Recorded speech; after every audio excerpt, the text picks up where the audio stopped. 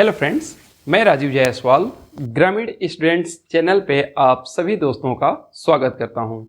दोस्तों, Bihar PCS prelims की परीक्षा 30 सितंबर को प्रस्तावित है। तो इस परीक्षा को ध्यान में रखते हुए हम लोग इतिहास सेगमेंट के 20 महत्वपूर्ण क्वेश्चंस को इस वीडियो में डिस्कस करेंगे।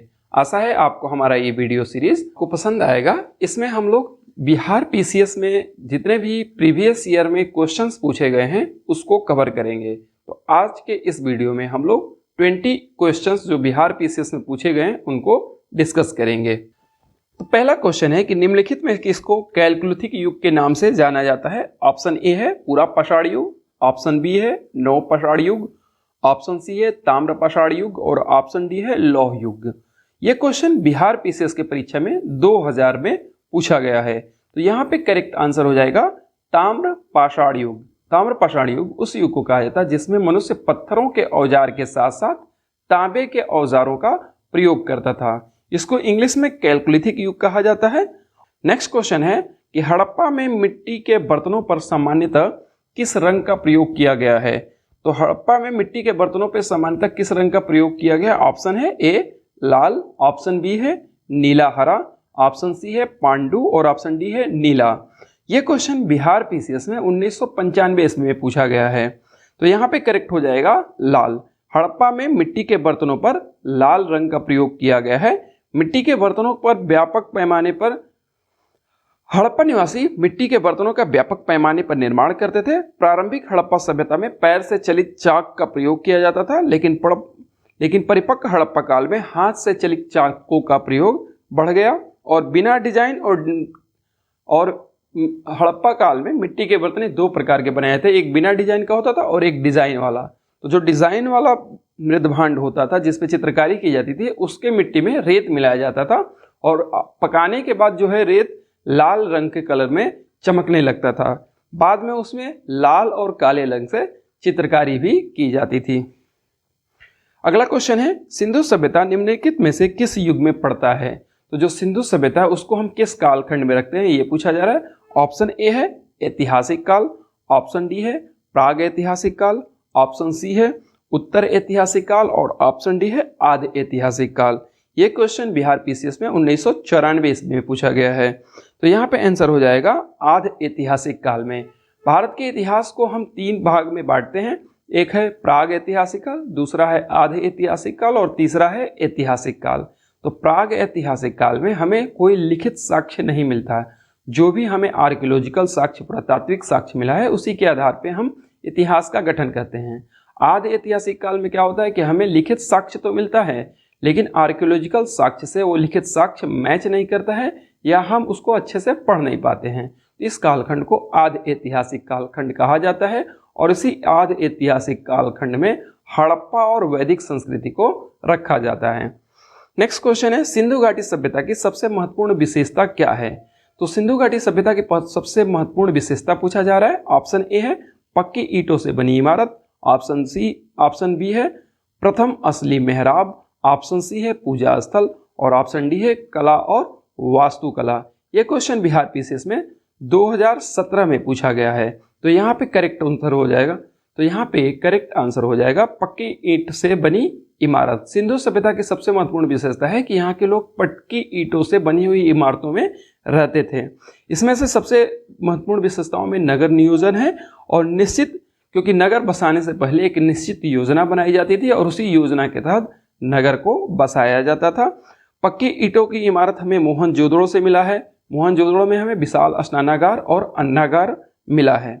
इन जो इमारतें होती थी उनके जो फर्श होते हैं वो पक्की ईंटों के बने होते थे जिसमें जिप्सन और मोर्टार का प्रयोग उनको जोड़ने के लिए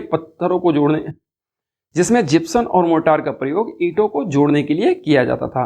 हालांकि उस समय की सभ्यता मेसोपोटामिया में भी ऐसे साक्ष्य मिले हैं लेकिन वहां पक्की ईंटों का प्रयोग न के बराबर किया गया है, बहुत कम प्रयोग किया गया है। अगला क्वेश्चन है निम्नलिखित में से कौन सा एक हड़प्पा का बंदरगाह है।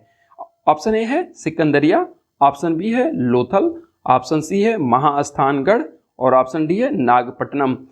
तो ये क्वेश्चन जो है बिहार पीसीएस में 2011 में पूछा गया है कि हड़प्पा का बंदरगाह नगर कौन है और ये क्वेश्चन बार बार रिपीट होता रहता है प्रतियोगी परीक्षाओं में। तो यहाँ पे करेक्ट आंसर हो जाएगा लोथल।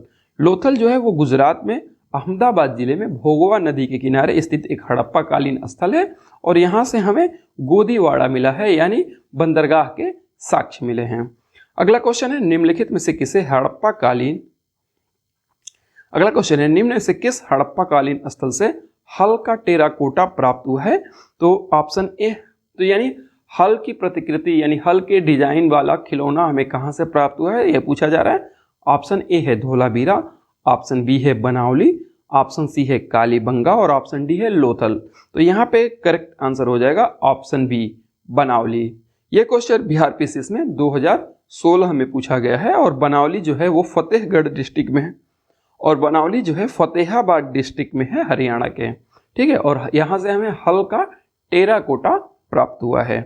नेक्स्ट क्वेश्चन है कि निम्नलिखित में से कौन हड़प्पा और मोहनजोदड़ो के उत्खनन से संबंधित नहीं थे, यानी हड़प्पा और मोहनजोदड़ो के खुदाई से कौन नहीं जुड़े थे? ऑप्शन ए है आर.डी. बनर्जी, ऑप्शन बी है के.एन. दीक्षित, ऑप्शन सी है एम.एस. वत्स और ऑप्शन डी है वी.ए. स्मिथ। तो यहाँ दिए गए ऑप्शंस के अनुसार जो करेक्ट आंसर है वो है VA. Smith. VA. Smith Harappa और मोहनजोदड़ो की खुदाई से नहीं जुड़े हुए थे। और ये जो क्वेश्चन पूछा गया है ये 2015 के बिहार पीसीएस की परीक्षा में पूछा गया है। अगर हम दयाराम साहनी की बात करें तो 1921 में दयाराम साहनी ने हड़प्पा का सर्वेक्षण किया था और 1926 में माधव स्वरूप वत्स भी हड़प्पा के सर्वेक्षण से जुड़े रहे हैं। मोहनजोदड़ो की अगर हम खोज की बात करें तो सर्वप्रथम 1922 में राखाल दास बनर्जी ने मोहनजोदड़ो की खोज किया था।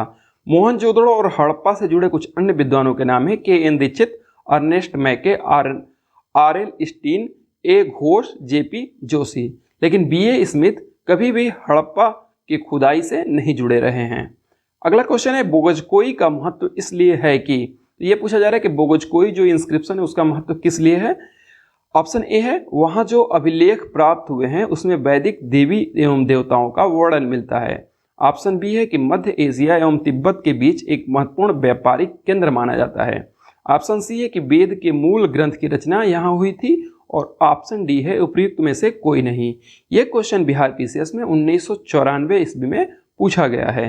तो यहाँ पे करेक्ट आंसर हो जाएगा ए, वहाँ जो अभिलेख प्राप्त हुआ है उसमें वैदिक देवी एवं देवताओं का वर्णन मिलता है।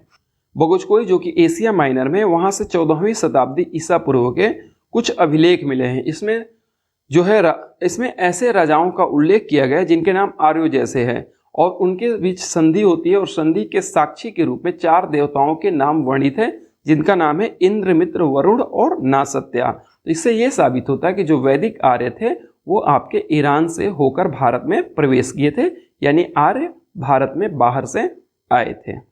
अगला क्वेश्चन है कि महात्मा बुद्ध का महापरिनिर्वाण कहाँ हुआ था? ये क्वेश्चन कई बार बिहार पीसीएस में पूछा गया है, 2005 में पूछा गया है, 2011 में पूछा गया है, ठीक है।